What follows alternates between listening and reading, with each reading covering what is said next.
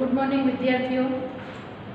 Standard 4 subject English grammar ની બુકમાં chapter 3 this અને ધેટ તેના વિશે આજે આપણે અભ્યાસ કરીશું।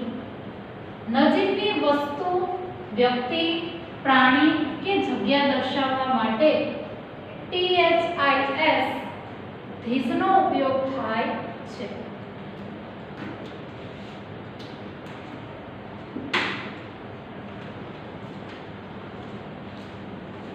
ધીસ એટલે આ,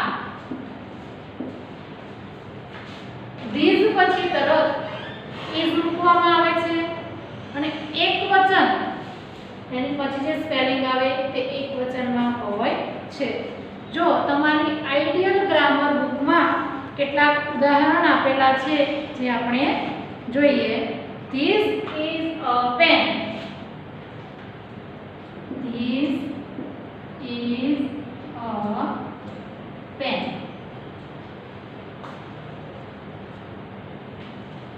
તો એનું ભાષાંતર થાય છે ધીસ એટલે આ પેન છે। બીજું ઉદાહરણ છે this is a notebook,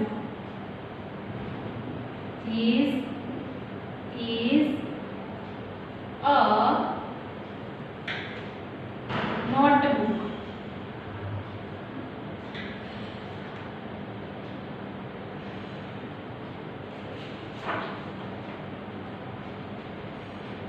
notebook એટલે લખવાની જે બુક છે, તો આ બુક અથવા તો નોટબુક છે। આ નોટબુક છે। આવી રીતે તમારી ઇંગ્લિશ ગ્રામરની જે બુક છે તેમાં બે એક્ઝામ્પલ આપેલા છે। આગળ છે ધીસ ઇઝ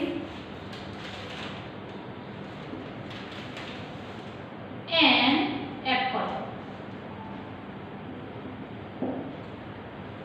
આપણે આગળ એ અને એન આર્ટિકલનો અભ્યાસ કરી ગયા। એપલ છે તો આગળ લાગશે an. This is an apple, આ સફરજન છે। આગળ ઉદાહરણ છે ધીસ ઇઝ એન ઓરેન્જ,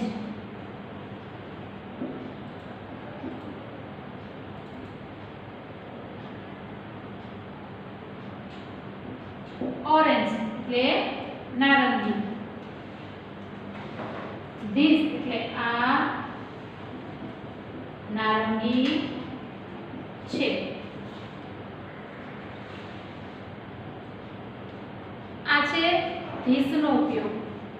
આમાં તમે બીજા પણ ઘણા સેન્ટેન્સ બનાવી શકો છો, જેમ કે this is a bag, this is a bag, this is an ink board વગેરે। આગળ સામે જે પેજ છે તેમાં ધેટ નો ઉપયોગ દર્શાવેલો છે।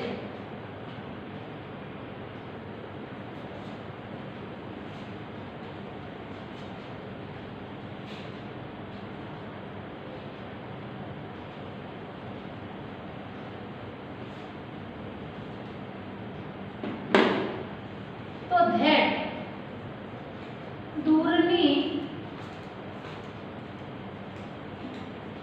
વ્યક્તિ, વસ્તુ,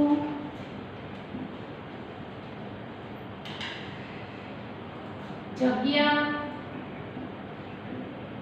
કે પ્રાણી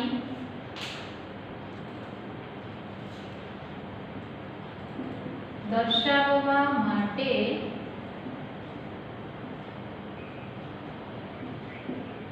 ધેટ વપરાય છે।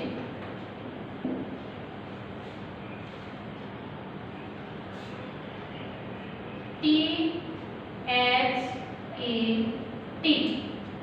ધેટ જેનો અર્થ થાય છે પેલું, પેલી,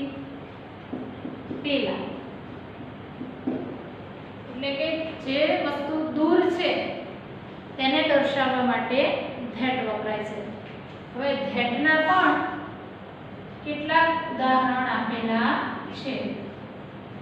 જો ઇંગ્લિશ ગ્રામર બુકમાં that is a bat, that is a bat, that એટલે પેલું, પેલું બેટ છે. બીજું જે ઉદાહરણ છે એમાં તમને એક પિક્ચર દેખાય છે જે દડાનું છે. તો ધેટ ઇઝ અ બોલ,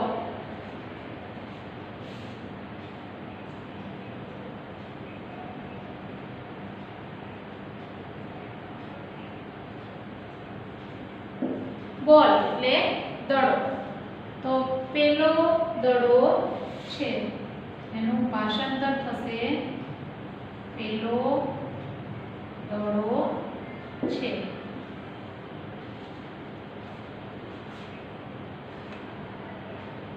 આગળ બીજું ઉદાહરણ છે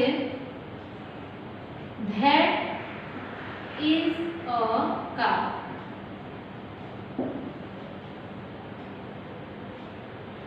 કાઉ એટલે ગાય,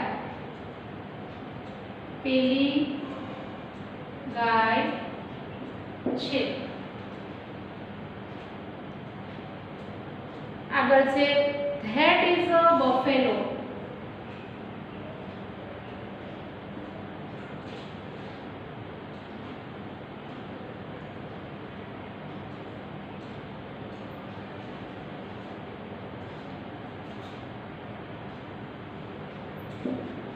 બફેલો એટલે ભેંસ. તો તેનું ભાષાંતર થશે પેલી ભેંસ છે. તો આ રીતે તમારી આઈડિયલની જે બુક છે તેમાં ધીસ અને ધેટના ઉદાહરણો આપેલા છે.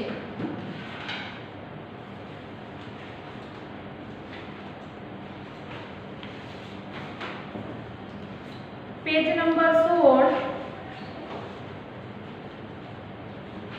નજીકની વસ્તુ, વ્યક્તિ, પ્રાણી કે જગ્યા એકવચન હોય ત્યારે ધીસ અને દૂરની વસ્તુ, વ્યક્તિ, પ્રાણી એકવચનમાં હોય ત્યારે ધેટનો ઉપયોગ થાય છે. જો કેટલાક ચિત્રો આપેલા છે અને તમને સમજાવેલું છે. પહેલું જે ચિત્ર છે તે ટેબલનું છે. This is a table.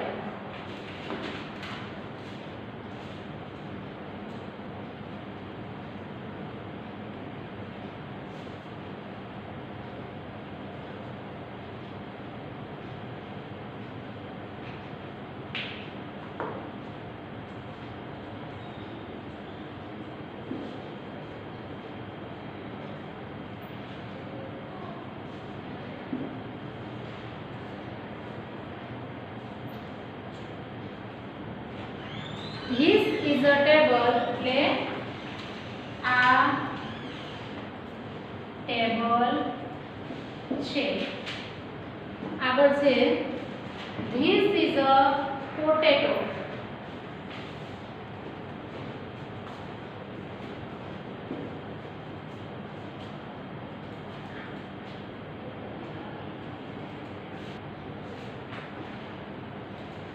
This is a potato.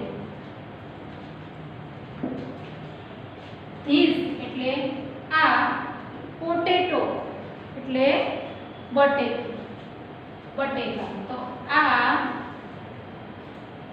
બટાકું અથવા તો બટાટું તમે લખી શકો છો. આ બટાકું છે. એક જ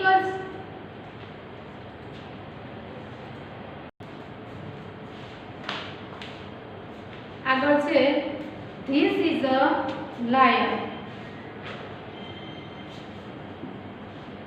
This is a lion. Lion એટલે સિંહ. આ સિંહ છે. એની નીચે પણ ઘણા ચિત્રો આપેલા છે. જો this is a flower. This is a flower. Flower એટલે ફૂલો. આ ફૂલ છે. એના નીચે છે ધીસ ઇઝ અ વોચ.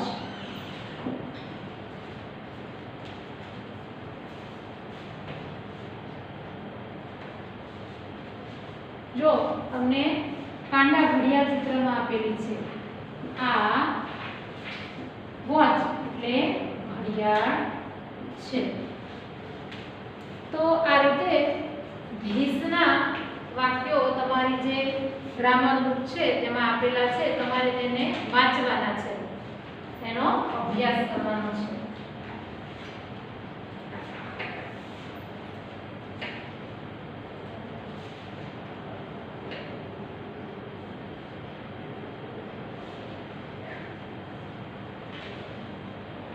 તેની સામે ધેટ, હમણાં આપણે થોડી વાર પહેલા માહિતી મેળવી તે પ્રમાણે ધેટ દૂરની વ્યક્તિ, વસ્તુ, પ્રાણી કે જગ્યા માટે ધેટનો ઉપયોગ થાય છે. તો તમારા ચિત્રમાં તમને એક આંગળીનું નિશાન કરેલું દેખાય છે. તે પણ દર્શાવે છે કે દૂરની વસ્તુ, વ્યક્તિને દર્શાવવાની છે. તો જો તેના અહીંયા એક્ઝામ્પલ છે. That is a chair.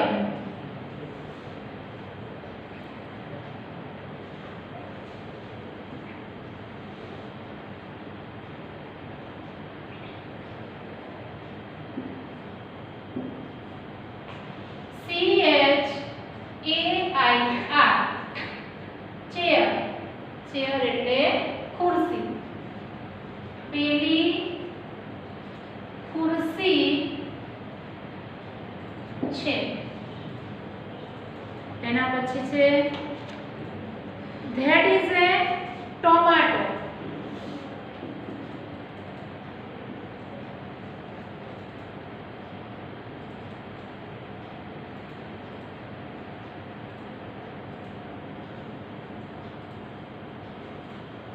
પેલું ટમેટું છે. that પેલું ટમેટું છે. આઈડિયલ ગ્રામરની બુકમાં જો આગળ જે ચિત્ર છે તે ટાઈગરનું છે. that is a tiger.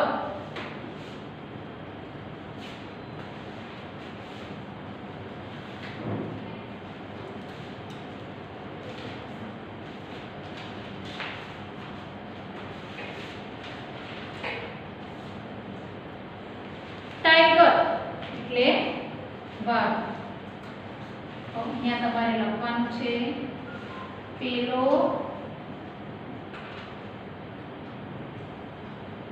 વાઘ છે.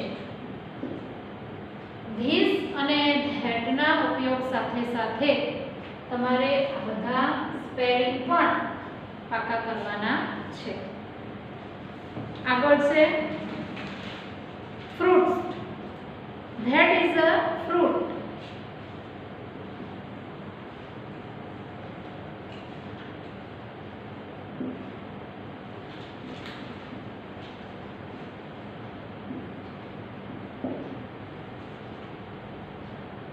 fruit એટલે ફળ.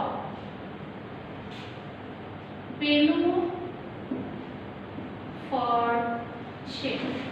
ચિત્રમાં તમને કયું ફળ દેખાય છે?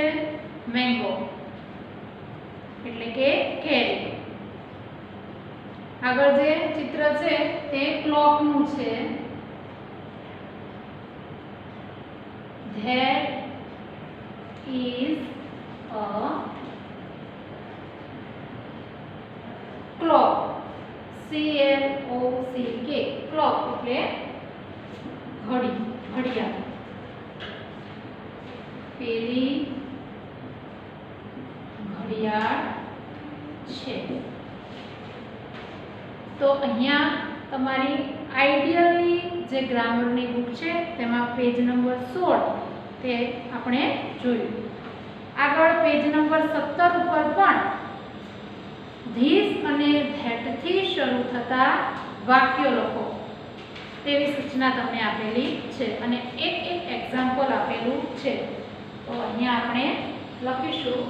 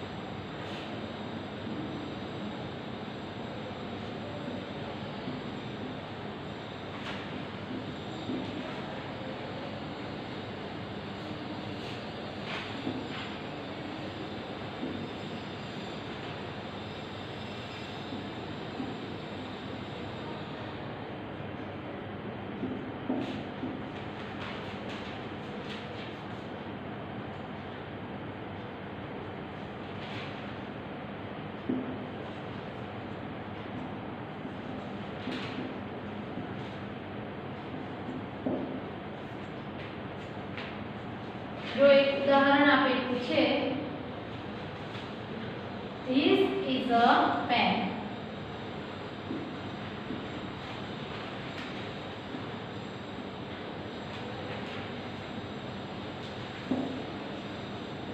આ પેન છે અને જ્યાં આંગળી દર્શાવેલી છે એટલે કે દૂરના ચિત્રો છે ત્યાં તમારે ધેટ વાપરવાનું છે.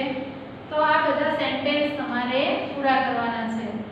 તો બીજા નંબરનું જે ચિત્ર છે તેમાં વોચનું ચિત્ર છે. તો તમારે લખવાનું છે This is a watch.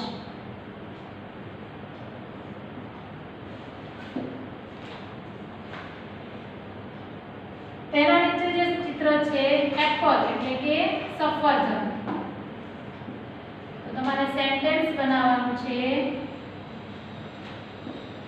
This is an apple.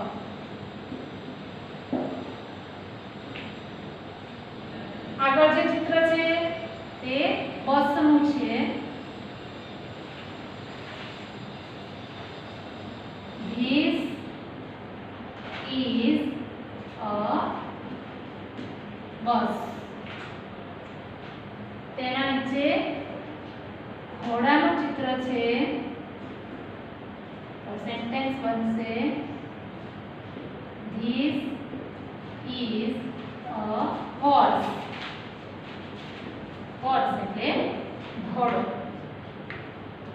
અને છેલ્લું જે ચિત્ર છે તે પ્લાન્ટનું છે એટલે કે છોડ. તો અહીંયા તમારે સેન્ટેન્સ બનાવવાનું છે This is a plant.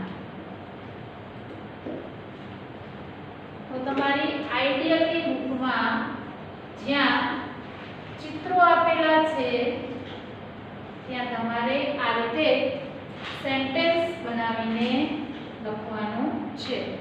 તો આ જે બધા સેન્ટેન્સ છે તે ધીસના છે. હવે આપણે સામે ધેટના જોઈએ.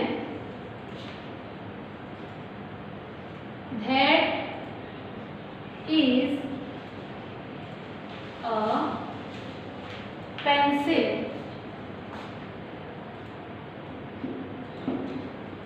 પેલી પેન્સિલ છે. આગળ ક્લોક નો સ્પેલિંગ છે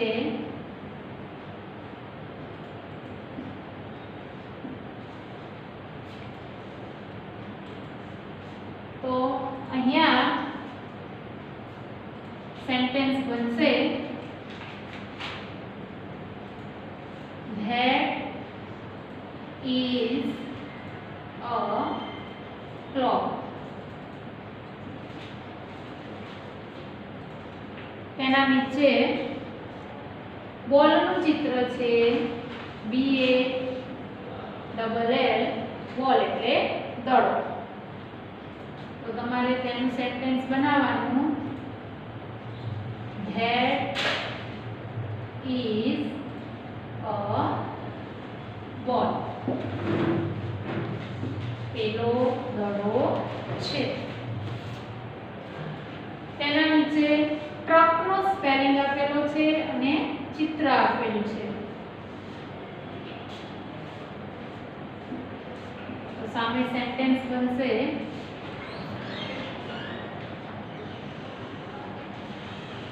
that is a truck.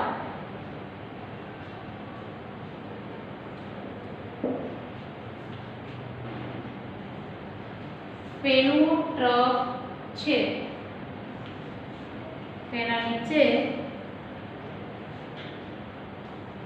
ડોંકીનો spelling આપેલો છે અને ચિત્ર આપેલું છે. ડોંકી એટલે ગધેડું. તો સેન્ટેન્સ બનાવવાનું છે ધીસ ઇઝ અ ડોંકી. પેલો ગધેડો છે. છેલ્લું જે સેન્ટેન્સ બનશે તેમાં ટ્રીનું ચિત્ર છે. ટ્રી એટલે કે વૃક્ષ. અહીંયા આપણે ધેટ વાળા વાક્યો બનાવીએ છીએ. That is a donkey. પેલું ગધેડું છે. ટ્રી તો ધેટ ઇઝ અ ટ્રી એટલે કે વૃક્ષ ઝાડ. પેલું ઝાડ છે. તો પેજ નંબર 17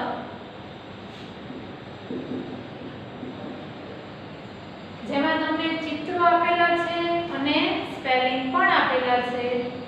તો તમારે સામે આ રીતે સેન્ટેન્સ બનાવીને લખવાના છે. ધીસના અને ધેટના. તમારી આઈડિયલ ગ્રામરની જે બુક છે તેમાં તમને 5 ધીસના વાક્યો અને 5 ધેટના વાક્યો આપેલા છે. તો તમારે પેજ નંબર 17 સુધી કમ્પ્લીટ કરવાનું છે અને અહીંયા આપણું ચેપ્ટર 3 ધીસ અને ધેટ એનો અભ્યાસ પણ પૂર્ણ થાય છે.